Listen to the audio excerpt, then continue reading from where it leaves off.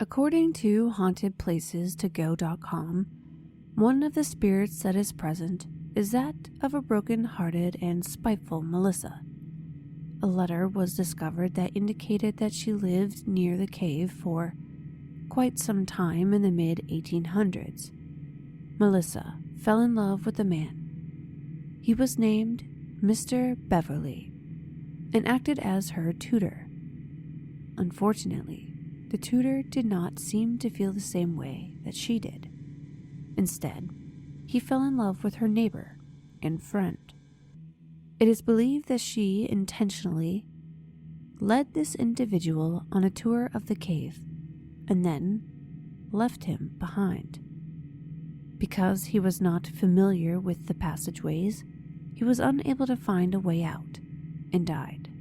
Today, many claim that Melissa still visits the cave as a spirit and that the man is still trying to find his way out. Specific information about this letter was not provided in this article, which was in fact a fake story. Many eerie stories have been shared over the years that were merely fictional tales, embellished by the rumors of its hauntings.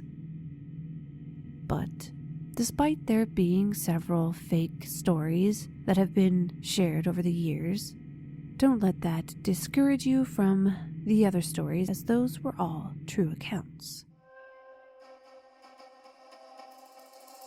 You are listening to episode Grand, Gloomy, and Peculiar, Haunted Mammoth Cave National Park. I am your host, Carrie, and this is Unlocking the Paranormal.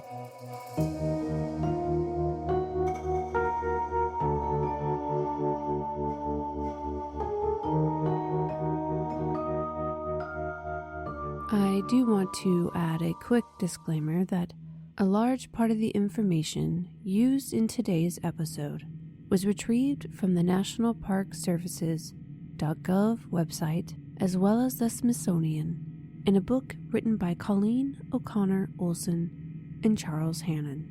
Before we continue on with the many paranormal sightings, I want to briefly touch on the prehistory and discuss the early history of this cave, as it is as dark and ominous as the ghostly encounters themselves. Long before this limestone labyrinth existed, prehistoric seas covered this area that is now known as South Central Kentucky. According to the Mystery Syndicate, during the Mississippian period, which was 358.9 to 323.2 million years ago, and the Pennsylvanian period, which was 323.2 to 298.9 million years ago, warm, shallow seas covered the area. When they dried up, they left behind the limestone. Passages began to form around 10 million BCE, with rainwaters that dissolved the limestone, and large passages formed about 1 million BCE. According to an online article titled, "This Cave in Kentucky Has a Dark History That's Incredible and Bizarre," by Jen Shockley, it is estimated the first humanoids to take shelter in this cave dates back to the days of the mastodon, around 12,000 years ago. According to this same article, petroglyphs, pottery, archaic tools, mummified and skeletal remains have been found. Jen Shockley also adds that 2,100-year-old pictograph was discovered in the cave. Explorers believe that natives only went about 20 miles into the caves and took shelter mostly during harsh weather. There is a history of the cave being bought and sold prior to being dubbed Mammoth Cave, but the history begins to really take shape in 1812. The cave was provided as fruitful during the War of 1812, when enslaved African Americans were sent to mine saltpeter, which was used to make gunpowder to aid in the war. Then, in 1813, while mining in the cave, miners unearthed something they least expected: a mummy, now known as fawn hoof. Fawn hoof was discovered, wrapped in deerskin and accompanied by various tools and dressing ornaments, one of them being a necklace made of young deer hooves. Found 10 feet below the surface, this body was placed in a sitting position, surrounded by stone rocks that built a stone casket. The body, found in pristine condition, fascinated many and was one of the reasons she was put on display. After the war, the saltpeter market collapsed, but by this time, news had spread about the cave mining and mummy being placed on display, and that piqued the curiosity of many. Mammoth Cave had built a reputation as being an underground marvel. Travelers from other states and other countries journeyed to Kentucky to see it as early as year 1816. The same enslaved miners that were sent there for mining purposes became the first tour guides of the caves. After spending countless hours learning the cave system and being the first to build the trails, they were the best men for the job. Stephen Bishop is one of the more notable and famous explorers in the history of Mammoth Cave. According to National Park Diaries, Stephen was the first person to cross the bottomless pit in 1838. The bottomless pit is a wide, deep crevice that was formed by erosion from water dripping from the ceiling to the bottom. The pit is reportedly 105 feet deep with a 6-foot gap. I can't even imagine how frightening it would have been to place a ladder across the large, deep opening and crawl across it with only light from an oil lamp. But if Stephen would have never have done this, we don't know how long it would have been before that leap would have been made. This courageous act led to Stephen discovering unmapped areas of the cave system, as well as discovering blind cave fish. He also found the underground rivers and created a map of the cave off of memory. People came to Mammoth Cave because they wanted to get a tour specifically from him. Along with Stephen Bishop, another notable name involved with providing cave tours were the Bransford family and Alfred Croghan. Each enslaved guide eventually saw their freedom, and today they are not thought of as slaves but as legends and important figures of Mammoth Cave history. When people began touring the caves, they discovered more than just the geological wonders that were hidden inside. This is when a mummified corpse was found. It was estimated to be about 1,000 years old. 4 other mummies were then discovered and put on display for tourists to view, with a small fee, of course. People were cashing in on displaying these remains. Even when they had sold off the remains, people would still flock to the cave to view them, not knowing they were no longer there. Tourists exploring the caves would use their torches and oil lamps to smoke their names into the limestone. I will post an image example on our Instagram page for you to take a look if you would like. As news continued to spread about the cave, it became intertwined with one man's quest in 1839. Dr. John Croghan dabbled in various enterprises, and one of them was to improve trail access to the cave, and the other, a more health care focused. According to the National Park Service website, it was this year that Dr. John Croghan purchased the cave for $10,000 and turned the cave into a tuberculosis sanatorium. He heard stories about how those that toured the caves felt so refreshed after they left, and how animals did not decay while inside. He thought the caves would make a great place for those suffering from TB. He himself suffered from the disease, and not a lot was known at the time about tuberculosis. He invited and, more or less, convinced 16 patients to join him in the caves. They stayed within a series of buildings, including 2 stone cabins and 8 wooden structures, about 12 by 18 feet. All the while this was happening, tours of the cave continued. Tourists would pass by the TB camps and would be in close proximity to the patients. According to National Park diaries, a hotel was developed on site, which then further amplified this as a tourist destination. According to an article by Jersey Griggs in an online blog called The Scariest Ghost Stories from U.S. National Parks, 5 patients of Dr. Krogan died in his care. They were then laid out on a slab of stone that is now known as Corpse Rock. As it turned out, the conditions of the cave made fighting TB more challenging. The cave was unventilated and damp, and patients would breathe in the smoke that filled the chambers from the oil lanterns used to light them. These conditions made breathing more difficult. After the failed experiment, Dr. Krogan returned to the surface with the remaining survivors. The wood huts were dismantled, but the 2 stone structures remain to this day.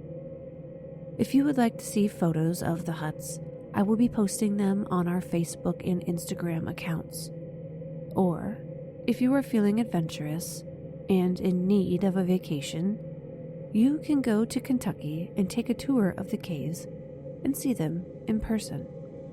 According to Jen Shockley in her online article, there is an on-site cemetery that is the final resting place of some of these patients. John Krogan then passed away with tuberculosis in 1849. His cousin then managed the cave after his passing, but then left several years later. Then, on June 15, 1859, a famous tour guide, Stephen Bishop, passed away at a young 37 years old. It was after his passing that entered the Kentucky Cave Wars. According to National Park diaries, a man named George Morrison entered the picture in 1922. He purchased all the land right next to or near Mammoth Cave. He was hungry for profit, and cave tourism was lucrative at the time. He managed to create a new entrance to Mammoth Cave. He was then able to advertise Mammoth Cave tours, which was the cave everyone was flocking to see. George and other cave owners in the area played dirty to get tourists to their cave instead of Mammoth Cave. They put up signs, had fake police and information stations, where they employed people to lie to redirect tourism from the real Mammoth Cave to their own. This dirty fight for tourist and profit turned deadly. A notable death is that of Floyd Collins in 1925. According to the National Park Service website, Floyd Collins was known for mapping and exploring the cave system. His family owned a show cave called the Great Crystal Cave. Despite cave tourism being popular at this time, visitation to his family cave was low, as the cave's location was off the main road. So, he made an attempt to find a cave that was closer to the main road. He decided to explore his neighbor's cave, known as Sand Cave. During his attempt of mapping the cave system in a section of unexplored area, he found himself trapped in a tight crawl space after his foot dislodged a 27-pound rock, which wedged his ankle in place.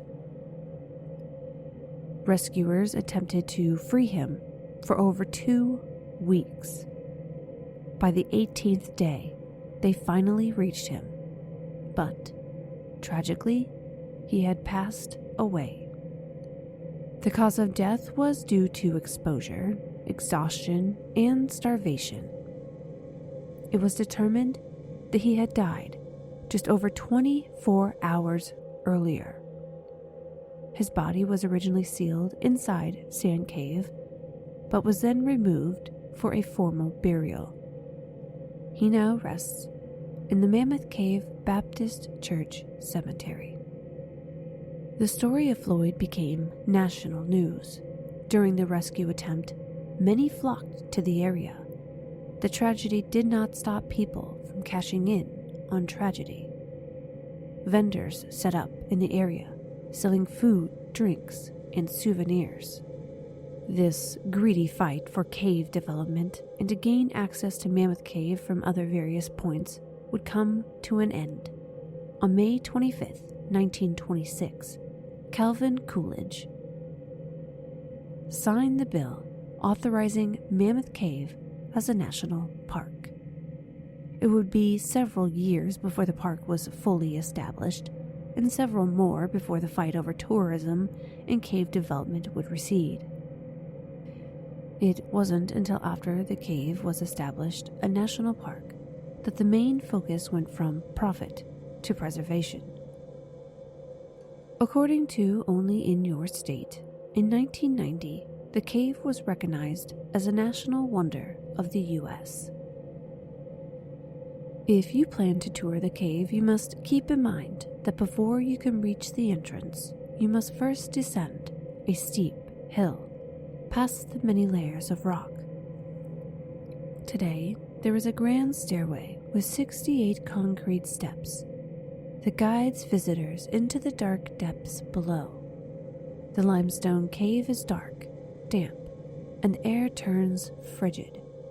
According to the National Park Service website, Mammoth Cave sits in south-central part of the state of Kentucky. It is the longest known cave system in the world. There are over 425 miles of explored passageways, and on the surface, there are over 53,000 acres of forest, rivers, and streams. This makes for a prime spot for families to enjoy activities such as hiking, camping, canoeing, among other things. During peak seasons, more than 4,000 people visit and tour the caves daily. That is, daily. This is on my bucket list, as you can enjoy long and challenging hikes or short hikes. In an article by Only in Your State, they write that a variety of tours are offered, ranging from 2 to 6 hours in length. Noted popular sites are Frozen Niagara, Fat Man's Misery, and Grand Avenue. Frozen Niagara can be described as downward hanging flowstone that forms curtain-like sheaves along ledges, better known as draperies. Fat Man's Misery is described by the U.S. National Park Service website as, quote, a winding keyhole-shaped passageway.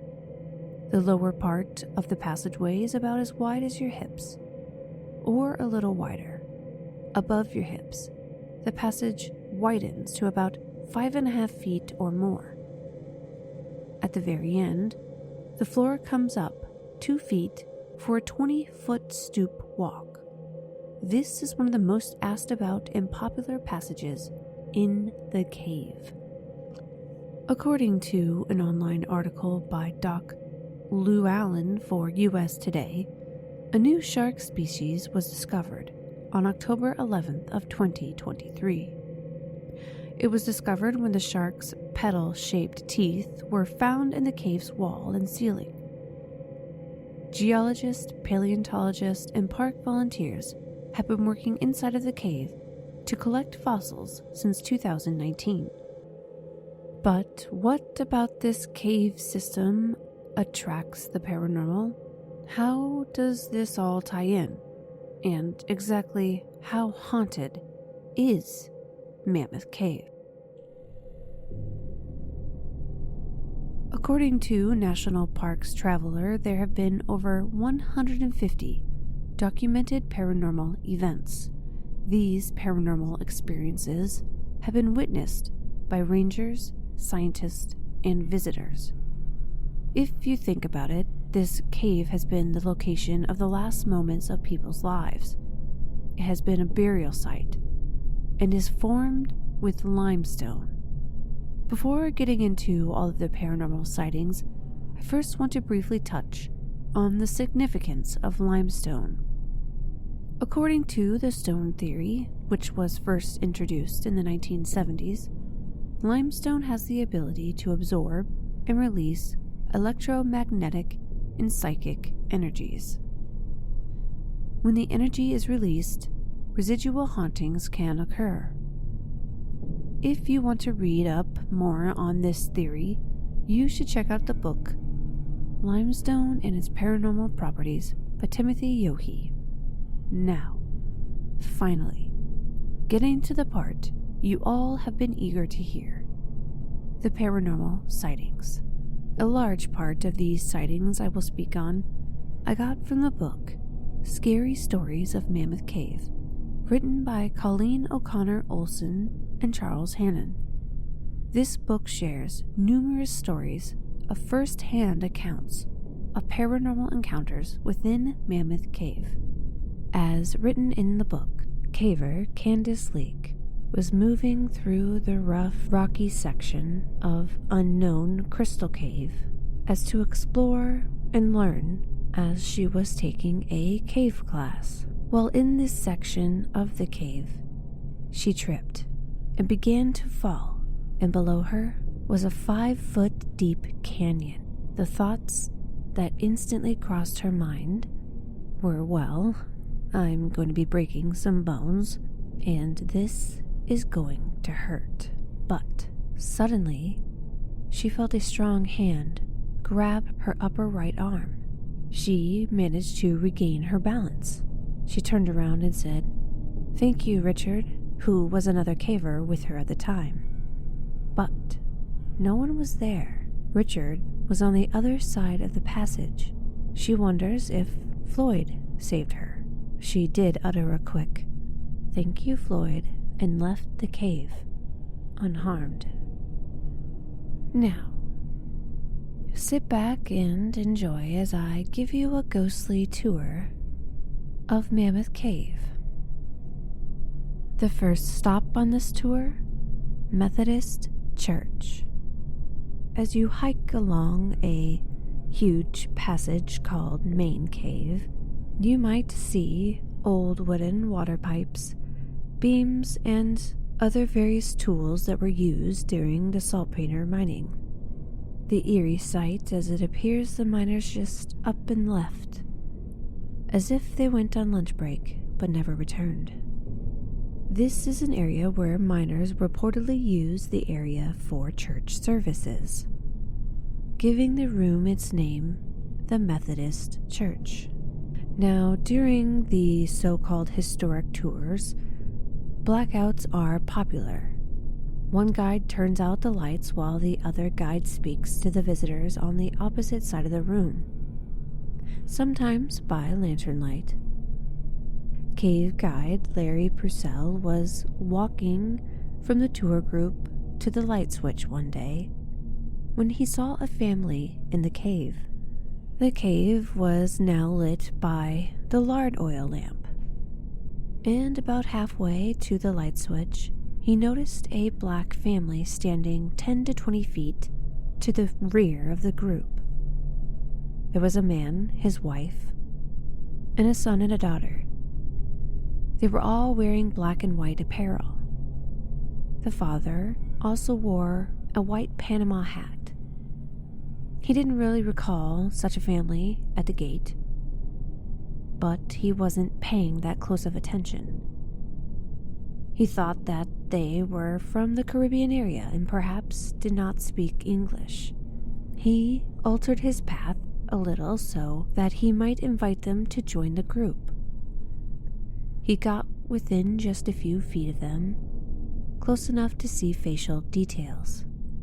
When about to speak, he noticed that they were very intently watching the other guide, so he veered back towards the light switch, not wanting to spoil their experience.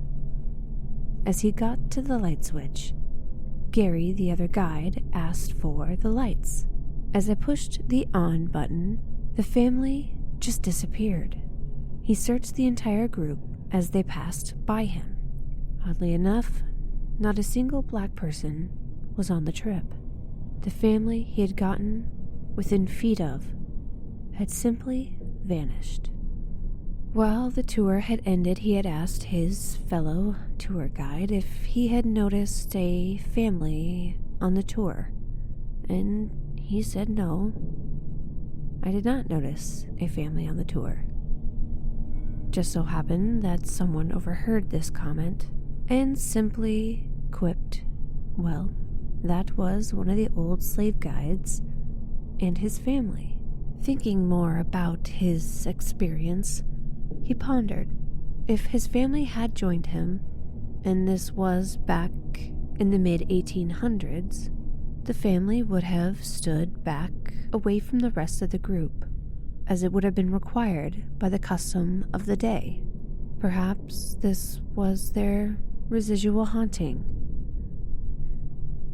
Now, you will learn that the church is quite a popular area for paranormal encounters.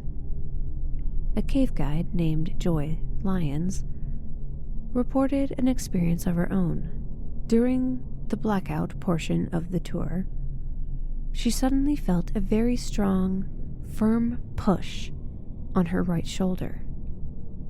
It was like a playful shove, and it was hard enough that she had to step forward to catch her balance.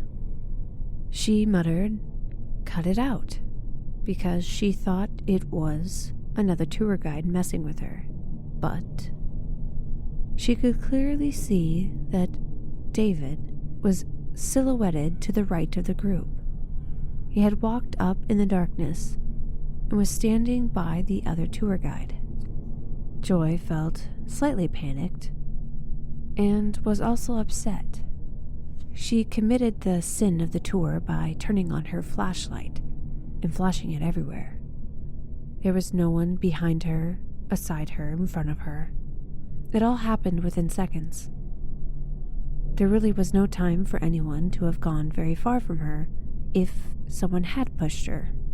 Knowing full well that it wasn't someone living, at least, that pushed her, she did get the feeling that perhaps someone was trying to get her attention.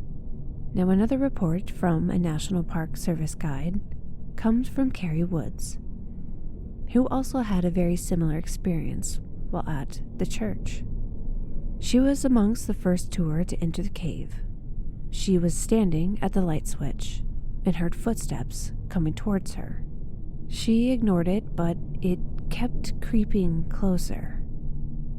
Then she was shoved, and her too, on her right shoulder. She quickly glanced back and no one was there. At least, no one she could see.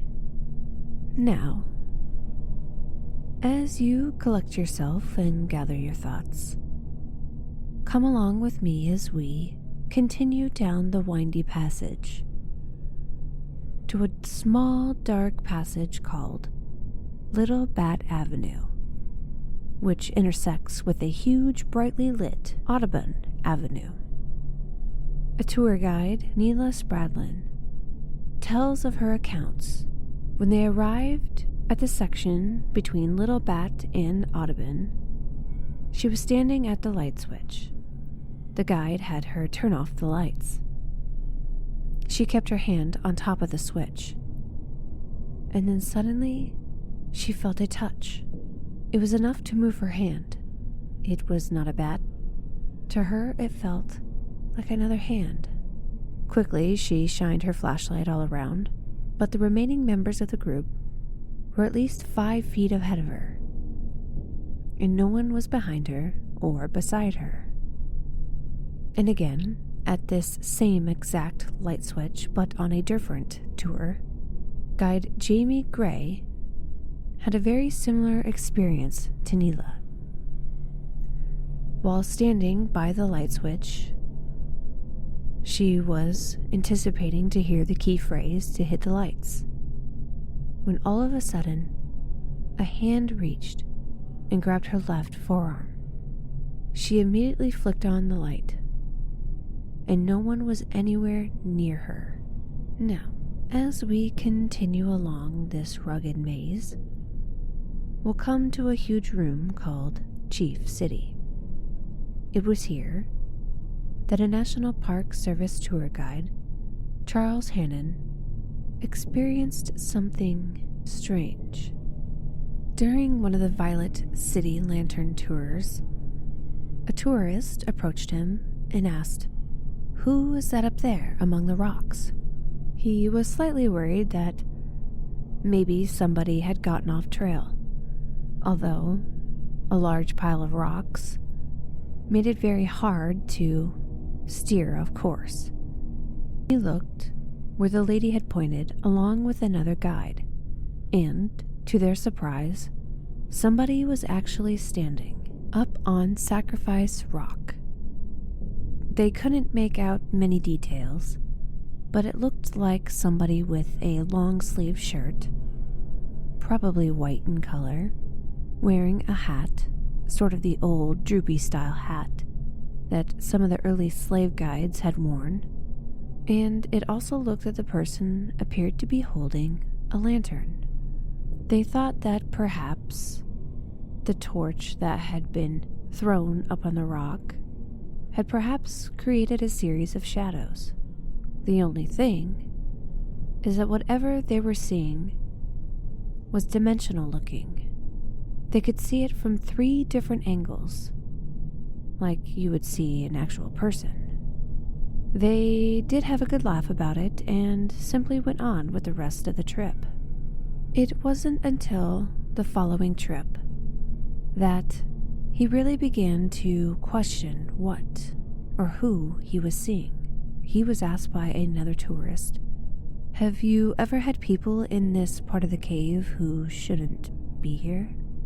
Confused by what she was talking about, she continued on that people who are from another time or place.